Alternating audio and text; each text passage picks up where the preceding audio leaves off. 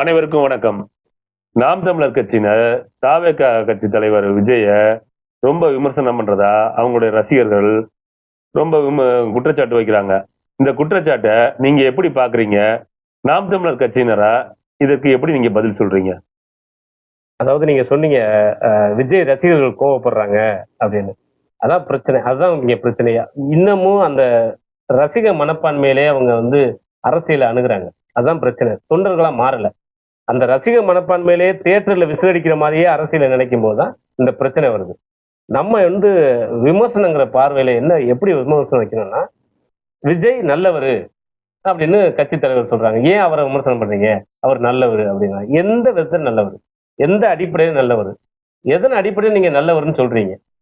உதாரணத்துக்கு இப்ப குடும்ப விஷயத்தை எடுத்துப்போம். அப்பா அம்மாவோட பேச்சுவார்த்தை கிடையாது. கட்டுன மனைவியோட கருத்து வேறுபாடு. பெற்ற குழந்தைகளோட பேச்சுவார்த்தை கிடையாது. தன்னுடைய மனைவிய விஜய் ரசிகர்கள் கட்சி தொண்டர்கள் தரக்குறைவா பேசுறாங்க. பெண்கள்ல இருந்து அந்த வாரியர்ஸ், விர்ச்சுவல் வாரியர்ஸ் அவங்க எல்லாம் ரொம்ப வார்த்தைகளால் சொல்ல முடியாத விமர்சனம் பண்றாங்க. தன்னுடைய மனைவியை விமர்சனம் பண்ணும்போது அவரு குறுக்கிட்டு இந்த மாதிரி விமர்சனங்களை என்னோட மனைவி 1000 நாள் எனக்கு மனைவி அவங்க இன்னும் விவாகரத்து கூட ஆகல. அவங்களை இப்படி தரக்குறைவா எந்த பெண்ணையுமே இப்படி தரக்குறைவா பேச தவறுன்னு சொல்லணும்ல. அவர் சொல்லல. அதுக்கு அவர் பதிலடி என்ன சொல்றாருன்னா, இந்த பிரச்சனையை நான் பாத்துக்கிறேன். இந்த பிரச்சனையெல்லாம் எனக்கு இது ஒருத்தே இல்ல, அதை நான் பாத்துக்கிறேன் விடுங்க அப்படின்னு ரொம்ப ஒரு மோசமான மனநிலை இருக்காரு. அதாவது இது அவருடைய குடும்ப பிரச்சனை. ஆமா, நம்ம உதாரணத்துக்கு சொல்றோம். குடும்ப இதுலயும் சரியா இல்லை அப்படிங்கிறத சொல்றோம். சரி, ஓகே, அது குடும்ப பிரச்சனை, நம்ம அதை பத்தி பேச வரல. இப்ப அவர் ஒரு திரைத்துறையில இருந்தார். அந்த திரைத்துறைக்கு அவர் செய்த நன்மை என்ன? இப்ப விஜயகாந்த் எடுத்துங்க. திரைத்துறையில அந்த நடிகர் சங்க கடனை அடைச்சாரு. இதுக்கு முன்னாடி இருந்த கடனை தன்னுடைய ஆளுமை திறனால நடிகர்கள் எல்லாம் ஒருங்கிணைச்சு அந்த கலை நிகழ்ச்சியெல்லாம் வச்சு கடனை அடைச்சாரு.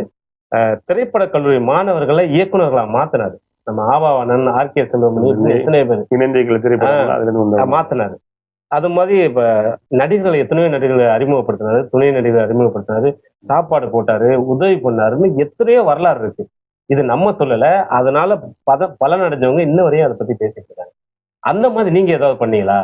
அவருடைய தொழில் சம்பந்தப்பட்ட சொந்த படம் இது ஃபெயிலியர் ஆனதுக்கு திருப்பி பணத்தை கொடுத்தாரு அந்த ப்ரொடியூசர்களுக்கு ரஜினிகாந்த், சூப்பர் ஸ்டார் ரஜினிகாந்த். அது மாதிரி நீங்க இதுவரையும் யாரு உங்களால போண்டியான ப்ரொடியூசரே எத்தனையோ பேர்?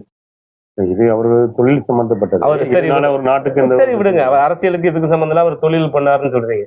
இப்ப மக்கள் பிரச்சனைக்கு வருவோம். இவர் அரசியலுக்கு வர்றதுக்கு முன்னாடி எத்தனையோ பிரச்சனை நடந்துச்சு. நம்ம எல்லாத்தையும் சொல்ல வேண்டியது. உதாரணத்துக்கு நம்ம ஹைட்ரோ கார்பன் போராட்டம் நம்ம நெடுவாசல், வடகாடு, கன்னியான்குள்ள இந்த மாதிரி பகுதியெல்லாம் நடந்துச்சு. எதுக்கும் வரல. ஒரு கருத்து வரவேணா, ஒரு கருத்து சொல்லல. திரைப்பட நடிகர்கள் எல்லாம் கூட கலந்துக்கிட்டாங்க.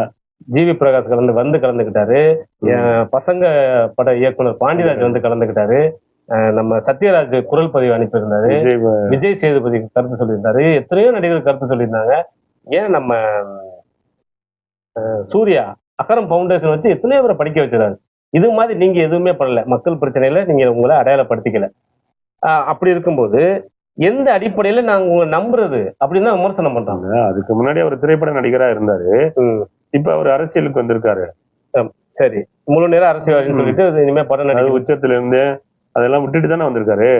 இது எப்படி உச்சத்துல இருந்தே உச்சா போயிட்டு வந்தேங்கிறதெல்லாம் பேச்சு கிடையாது. நீங்க மக்கள் பணி செய்ய அரசியல் கட்சி ஆரம்பிச்சு வர்றீங்க.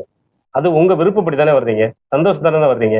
உச்சத்துல இருந்தே இப்ப பயங்கர மன உளைச்சல இருக்கேன், கஷ்டத்துல இருக்கேன் அப்படின்னு சொல்றது அரசியல் இல்லையே. நீங்க கஷ்டத்துல இருக்கனால எங்களுக்கு என்ன பிரச்சனை? நாங்களே மக்கள் இங்க கஷ்டத்துல இருக்கோம். அது பிரச்சனை இல்லை. நீங்க என்ன கட்சி ஆரம்பிச்சு வந்துட்டீங்க. எந்த பிரச்சனையும் நான் சந்திச்சு நான் தயாரா இருக்கேன், நான் அதெல்லாம் பயப்படல அப்படி சொல்லிட்டுலாம் வரணும். நீங்க கட்சி ஆரம்பிக்கிறதுக்கு முன்னாடி நீட்டு தேர்வு பிரச்சனையில உயிரிழந்த அனிதா வீட்டுக்கு போனீங்க. அந்த படத்தை போட்டாவை போட்டு அதே அப்ப பாத்தீங்களா போயிட்டு வந்தாரு. நீங்க உங்களை நம்பி உங்க கூட்டத்துக்கு வந்த 41 பேர் இறந்து போயிட்டாங்க. நீங்க இப்போ ரோட் ஷோ, அதுவும் ஒரு முட்டாள்தனமா நடத்தின அந்த ரோட் ஷோல 41 பேர் இறந்து போயிட்டாங்க. அவங்கள பார்க்காம பின்னங்கால் பிரடிகள் அடிச்சு இந்த பாரு பிடிச்சா ஓட்டன்னு ஓடுனீங்க. நீங்க உங்களை எப்படி நம்புறது? நாளைக்கு இதே பேரிடர் காலம் வருது, ஏதோ ஒரு பிரச்சனை வருது, மக்கள் செதறி போறாங்க, என்ன பண்றதுன்னு தெரியலன்னா ஒரு தலைமை பண்புல இருக்கு நீங்க தானே சரி பண்ணணும். எப்படி நம்புறது நாங்க? அதாவது இப்ப கூட அவங்க ரசிகையா இருந்து ஒருத்தர் சொன்னாங்க, இந்த மாதிரி அமெரிக்கா, இஸ்ரேல், ஈரான் போற விஜய் வந்து முதலமைச்சரா இருந்தா இந்நேரம் தீர்த்து வச்சிருப்பாரு அப்படின்னு சொல்லி நம்புறாங்களே. அவங்க அறியாம, அதாவது சினிமாவுல அந்த வில்லன்களை எதிர்த்து, கெட்டவங்களை எதிர்த்து போராடுற ஒரு நல்லவரா இவரு தன்னை அதை முன்னிலைப்படுத்திக்கிறதுனால இன்னுமே உண்மையிலேயே தரையிலேயே அது மாதிரி திரையில பண்ற மாதிரி தரையிலேயே சாகசத்தை பண்ணுவாரு. அந்த துப்பாக்கி படத்துல ஸ்லீப்பர்ஸ் எல்லாம் புளிச்சு அழிச்ச மாதிரி இந்த ஈரான் அமெரிக்க போர்ல வந்து இவரு அங்க பூந்து கிழிச்சிருவாருங்கிற மாதிரி இவங்க ஒரு கற்பனை. அவரு அறியாம, அது ஒண்ணும் தவறு இல்லை, அது சரியா போயிடும். அந்த அறியாம சரியா போயிடும். இந்த பாருங்க, இந்த அந்த அரிதாரம் பூசி திரை கவர்ச்சியை வச்சு இந்த மக்களை ஏமாத்த பாருங்க. இந்த தற்குறி, இந்த இது சரியாகாது. காரணம் என்னன்னா, நீங்க வந்து ஒரு அந்த பொண்ணு கூட தைரியமா பேசுதுங்க தன்னோட கருத்தை, சரியோ தவிர. ஒரு பத்திரிகையாளர் சந்திக்க துப்பு இல்ல, திராணி இல்ல, கோலை மாதிரி பயந்து ஓடுறீங்க. உங்களை நம்பி இந்த நாட்டை எப்படி கொடுக்கறது?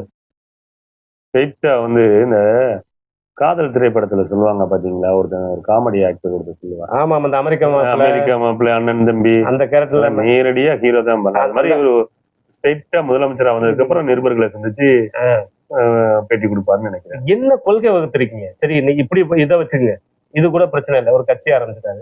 சரி, இந்த கொள்கை என்ன? தமிழ் தேசியம் திராவிடம் இரண்டு கண்கள்ங்கிறீங்க. எது தமிழ் தேசியத்துல எது நீங்க எடுத்துக்கிறீங்க? திராவிடத்துல எதை எடுத்துக்கிறீங்க? முதல்ல தமிழ்நாட்டில் இருக்க எத்தனை சாதிகள் இருக்கு தமிழ்நாட்டுல தெரியுமா? ஒவ்வொரு சாதிக்கும் எவ்வளவு இடஒதுக்கீடு தெரியுமா? ஏன் வந்து வன்னியர்கள் 10.5% உள்ளிடஒதுக்கீடு கேட்டாங்க?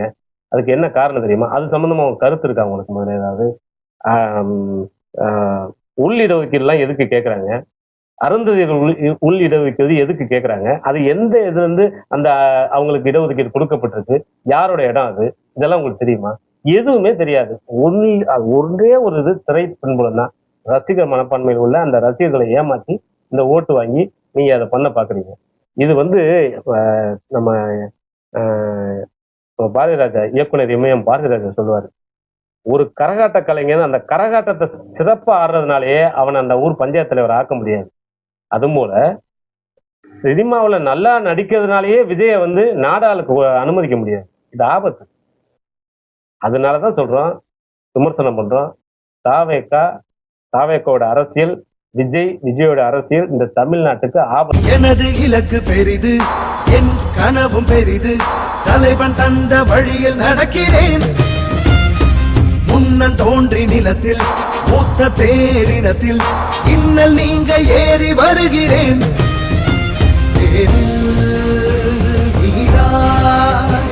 உயிர் பூக்க நான் பாய்கிறேன்.